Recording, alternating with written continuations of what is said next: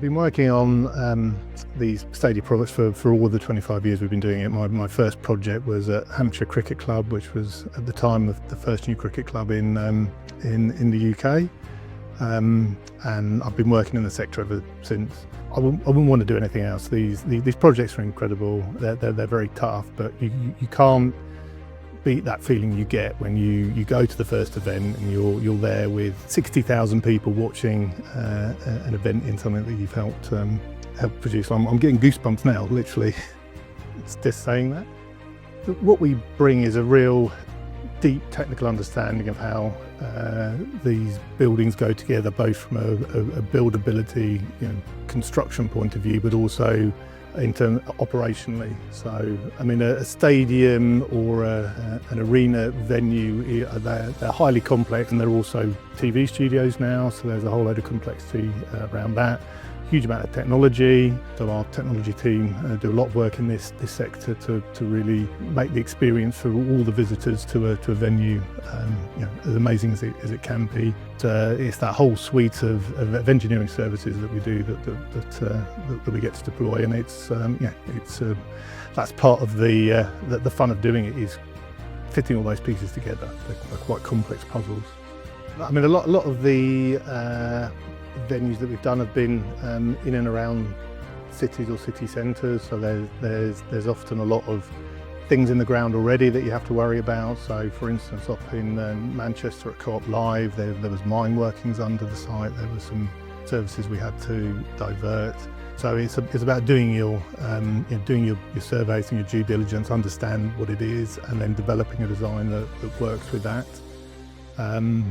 Often quite constrained in terms of the boundary of the site. Say in a city centre, like with Tottenham Hotspur, there's buildings all around it. So, how do you design something that can be built in such a tight set of constraints? So, again, huge amount of engineering in those, helping work out what those constraints are and helping it be delivered and built ultimately.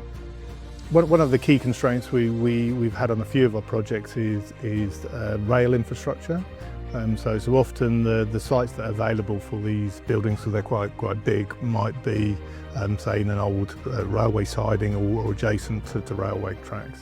One of the key ways to get around that is actually to bridge over them. In London, we've done a lot of this work in, say, commercial sector, where you build over of train stations. So I think it's working with that constraint, liberating a bigger site by being able to bridge over things like rail infrastructure that then allow you a bigger footprint to develop the building. The Aviva Stadium we did in Dublin was a key example of this. The old stand was actually built over a railway track.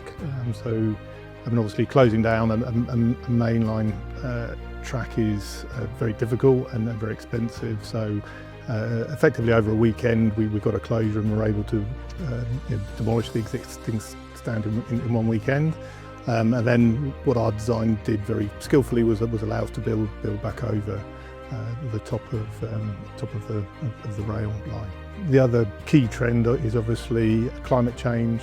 So I think firstly it's about making the design as efficient as possible to reduce carbon, but then making sure that it's well utilised. So again, the more events you could get in there, the sort of carbon per person hour per year it has more value, and I think it's recognising that greater value to society that we get from these venues. But engineering is key to minimising the carbon in the first place, both in the capex construction and then in use by developing really efficient systems and use of energy. It's an amazing milestone. It's hard to believe we've been doing it this long, but yeah, I remember every 25 years of it as well. So it's been brilliant. Yeah.